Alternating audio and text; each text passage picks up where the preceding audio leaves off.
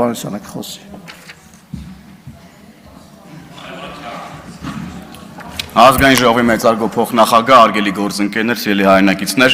ուր թռավ Լևոն Քոչարյանը, փոքրիկ իշխանը, խոսած փախավ, ուրեմն Լևոն Քոչարյան, եթե նեղվել ես վարչապետի խոսքերից, ձեր ողջ խմբակցությանն ուղված ու պատիվ ունեմ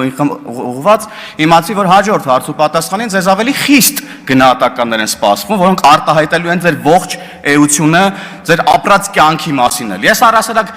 Հեն կարծիքին եմ, որ երեխաներն իրանց ծնողների արարքների համար պատասխանատու չեն, մինչև այն պահը, երբ որ երեխաներն իրենք են հայտ ներկայացնում այդ պատասխանատվությունն իրենց վրա վերցնելու։ Ուրեմն լսի Լևոն Քոչարյան, ուշադիր լսի, ականջները ձգի ու լսի, այդ որ գալիս է այստեղ ծեծերից ես խոսում, սրան այսպես քաշ քշեցին, ինձ մեքենայի մեջ վայ քաշ քշեցին, թևերս ցաված եւ այլն, կգնաս հորդ կհարցնես, այդ ո՞նց էր ելնում, որ մարդկանց զուգանում ծեծում էին ու էլ զուգանից դուրս չէին գալի, կգնաս հորդ կհարցնես, ո՞նց էին մարտի 1-ին դիմա արկարակով մարդկանց սպանում փողոցներում, կգնաս հորդ կհարցնես, ո՞նց է Հայաստանում տեղի ունեցել հոկտեմբերի 27, կգնաս հորդ կհարցնես, ո՞նց էր Մեղրին փորձում փոխանակել Ղարաբաղի հետ, կգնաս հորդ կհարցնես, ո՞նց էր ցեղասպանության հարցը սակարկում Թուրքիայի հետ հարաբերությունների ժամանակ, կգնաս հորդ կհարցնես, թե քո մանկության տարիքին ձեզ ինչ էին ասում։ Մեր Հայաստանի Հանրապետության շարքային ազնիվ քաղաքացիները ում թալանում էիք առավոտից իրիկուն։ Մի հատ էլ եկել այստեղ ժպիտով, ասում եմ մեզանից ապօրինի գույքեր են, դու մարդիկ կարդում է, չի ավարտվում է ձեր ապօրինի գույքը, արա։ Հազարավոր մարդկանց կյանքի փող եք լափել ու կերել։ Հանգստացի պարոն Մինասյան, նստեք տեղներդ լսեք, մի գնացեք, խոսալ գնալով չի ընդհանրապես։ Ուստեղ եկել ասում եք մենք չենք կարա խոսանք, չեք կարա խոսակ, ով եք դուք որ խոսակ ընդհանրապես Հայաստանի Հանրապետությունում կոռուպցիայից, մարդու իրավունքների խախտումներից, թալանից, կառավարումից, ով եք դուք ընդհանրապես, ձեր կառավարումը տեսանք, հեղափոխությունից հետո մի ամիս էլ չհասցրեցիք աշխատել, ձեր ապիկարությունը տեսանք, վարչապետը հրապարակային դες դուրս է շպրտել կառավարությունից, շպրտել է դուրս ձեզ կառավարությունից, այդ է մեր վերջնական եւ հստակ գնահատականը ձեր կառավարման ընդհանրապես եւ ձեր էությանը։ Զզվեցիք թողեք արդեն իսկականից, ձեռեք առել է ժողովրդին։ Այո, ապօրինի գույքի բռնագրանցման ինստիտուտը անելու համար մեզ 3, 4, 5 տարի ժամանակ է պետք գալի։ 3 տարի ժամանակ է պետք եղել։ Հիմա մտել է ընթացքի մեջ այդ ապօրինի գույքը հատիկ ամեն ինչ վերադարձվելու է այս պետությանը։ Ու հիմա այսօր ջղաձգված եկել եք, փորձում եք ձեր լափածը թալանացա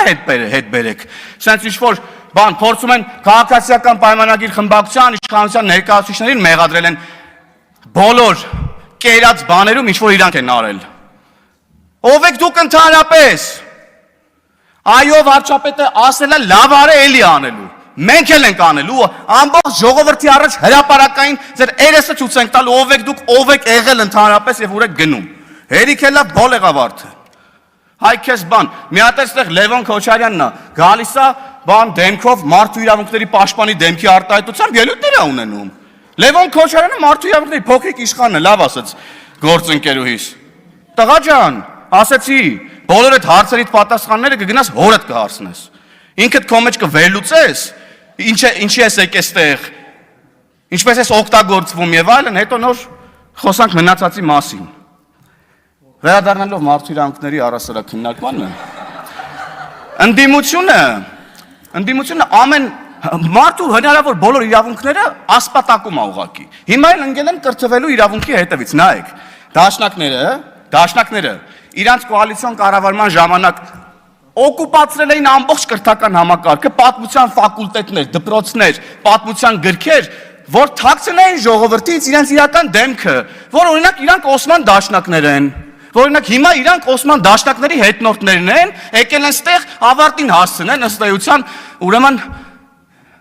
Դավադիր, հələ հանգստացի դու մի հատ Թադևոս Ավետիսյան կամ Ավետիս Թադևոսյան, հանգստացեք ու իմ ելույթի ժամանակ ընդհանրապես տեղից խոսանք, չափերի մասին գնահատականը տվեք ձեր չափերը ցույց կտամ էսա ես քեզ։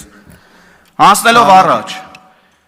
Հնարավոր բոլոր իրավունքները ցած փորձում են ոտնահարեն։ Կրթվելուց խոսում ես, գալիս ասում են, խանգարեցես Թադևոս Ավետիսյանը միտքս կտրվեց։ Հա, օկուպացրել էին ողջ, ուրեմն կրթական ոլորտը, որ իրանց էս դավադիր, դավաճան, դեմքը թաքցնեն ժողովրդից, որ դրա քողի տակ, ուրեմն իրանց քաղաքական նպատակներ իրականացնեն, կրթեն սերունդ, որը չի գալու իրանց հետևից, որովհետև չգիտի իրանք ինչ են արել։ Մենք եկել ենք, ասում ենք իրանք ինչ են արել, պատմության դասագրքերում գրելու ենք հայ ժողովրդի պատմության բոլոր դրվագները, որին որ պետք է հայ ժողովուրդը ծանոթ լինի, որպեսզի մենք ելնենք ուրեմն իրական փաստերից եւ ապրենք եւ մեր ապագան կառուցենք իրողությունների վրա։ Իրական Հայաստան կառուցենք, այո, սիրելի գործընկերներ։ Մյուս իրավունքը, որ ասպատակում են ուրեմն այս ընդդիմադիրները, օրինակ խոսքի ազատությունն է եւ լրագրողների իրավունքներն են առհասարակ։ Մի հատ թթու բառ ասես լրագրողներին, վայ, կգան պլակատներով ստեղ կկապեն։ Ամենայն արգանքով բոլորիդ նկատմամբ սիրելի գործընկերներ, ես էլ եմ լրագրող եղել։ Մի հատ թթու բառ ասեն, գիտես ինչ կանեն։ Էլ չեմ պատկերացնում, նյութեր կգրվեն, էլ չեմ ասում ինչ վերնագրերով եւ այլն եւ այդպես շարունակ, բայց որ օրինակ ընդդիմադիր падգամավորը գալիս է ասում է, որ լավ լրագրող լինեիք, կներեք այս ժողովրդական խոսքից, լավ լրագրող լինեիք, դուք էլ 4 սատ տուն կունենայիք։ Այսինքն էս ինչ ես ասում։ Տիկին Թագուհի Թովմասյան, հարգելի լրագրողներ, դուք նորմալ եք ընկալում ես, հարցեր չունեք Թագուհի Թովմասյանին, դուք ընդհանրապես, դուք լավ լրագրող չեք։ Ես կարծում եմ, որ դուք լավ լրագրող եք։ 3-4 սատ տուն ունեք Երևանի կենտրոնում, հա? Օրինակ Տիկին Խամոյանը ունի, բան չունի, մյուս ընդդիմադիր նախկին լրագրողը ասելու Թագուհի Թովմասյանին։ Տիկին Թովմասյանը դից ծառայությունների դիմաց եք 3-4 սատ տուն առել Երևանի կենտրոնում, մի հատ էլ երեսով եք տալիս այն լրագրողներին, ովքեր 3-4 սատ տուն չունեն։ Այ քեզ բան։ Էսա ձեր պատկերացումն առհասարակ մարդկային փոխհարաբերությունների, աշխատանքային փոխհարաբերությունների, ձեր խմբագրության լրագրողները ձեր ստարուկներն են։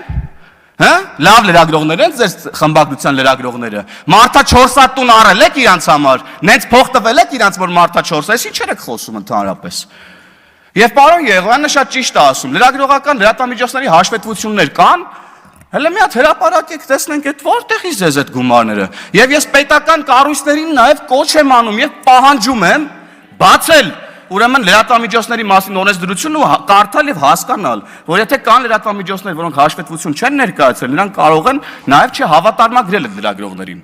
Հարգելի պետական կառույցի համապատասխան բաժինների գործընկերներ, հետևեք օրենքի տառին եւ պահանջին, խնդրում եմ։ Եվ սիրելի լրատվամիջոցներ, մեր հանրությանը ասեք, ձեր եկամուտները որտեղից են, ինչ են եւ այլն եւ այդպես շարունակ։ Եվ առհասարակ ընդդիմությունը իր ամբողջ փողերը լցրել է լրատվական դաշտ,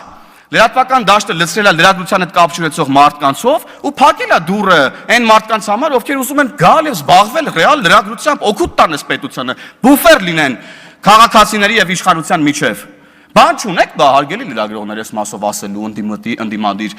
գործընկերներին, ովքեր ղեկավարում են մի շարք լրատվականներ, թե մենակ մեզ պետք է գաք ինչ որ sense խառը խաչաձև հարցեր տակ, երբ որ մի ամիտ մեկն ու մեկս մի ավել պակաս բարկասի կամ հղում կանի ձեր սիրելի տերտերների ասած բառերի վրա։ Մի հատ կարող է գաք էթիկայի հանձնաժողովի պահանջով մեզ դիմում գրեք, որ Թագուհի Թովմասյանի վերաբերյալ էթիկայի հանձնաժողով ստեղծի, հա?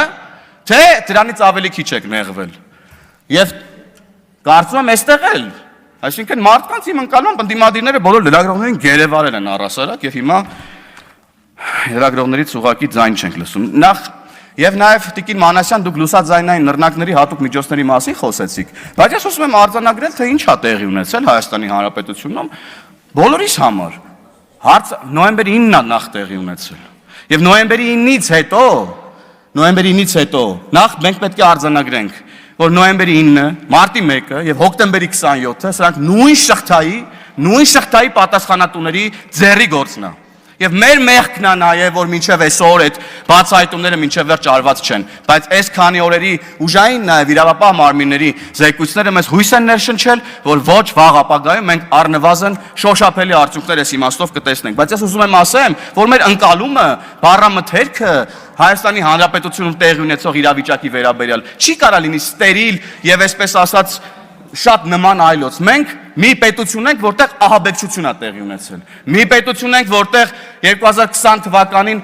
ահաբեկչություն է տեղի ունեցել։ Ես դա ահաբեկչություն եմ որակում, որտեղ նպատակը Արարատ Միրզոյանին սպանելը չէր, նպատակը բոլոր պետական պաշտոնյաների կյանքի վրա հարձակում իրականացնելն էր եւ սահմանադրական կարգը տապալելն էր, պետությունը լուծարելն էր։ Եվ հետևաբար, եւ մանավանդ, երբ որ մարդիկ հարձակվում են ազգային ժողովի շենքի վրա եւ կիրառվում է հատուկ միջոց, մեկն էլ վերցնում է, որ այդ հատուկ միջոցը հետ շպրտի իրավապահ մարմինների վրա, ովքեր հասարակական կարգ են պահպանում եւ վնասվածք է ստանում, ամենայն ցավով ես ցավում եմ, որ նման դեպքեր առասարակ մեր քաղաքացիներից որևէ մեկի հետ տեղի ունեն, անկախ նրանից, թե քաղաքացին ինձ ինչ է ասում։ Բայց մենք պետք է ընդհանուր կոնտեքստն ու իրավիճակն էլ նաև հաշվի առնենք, ընկալումներ չստեղծելու մեր հանրության մեջ, որ հատուկ միջոցներ են մեր կողմից կիրառվում եւ այլն եւ այդպես շարունակ։ Ես Չեխիայից պատվիրակություն էի մի ժամանակ, տարել էի որպես էքսկուրսիա օպերայի, ուրեմն Ֆրանսիայի հրապարակ, որ ցույց տալ թե մենք ինչ ժողովրդավար ենք եւ քանի ամիս է մեզ ինչ ասես չեն ասում, հասարակական կարգի տապալման կոչեր են անում, բայց վրանների մեջ խորոված քյաբաբ են ուտում։ Այսօր Արտուր Խաչատրյանն եկել այստեղ ասում է ծափ տվեք ապարեմ։ Տո ծափ կտանք կպարեք, կերքեք, ժամանակը կգա, ընես կպարեք, ընես կերքեք, դուք էլ չգիտեք դրա մասին։ Շնորհակալություն։ Շնորհակալություն, հարգելի գործընկերներ, այժմ եզրափակիչ ելույթի իրավունք ունի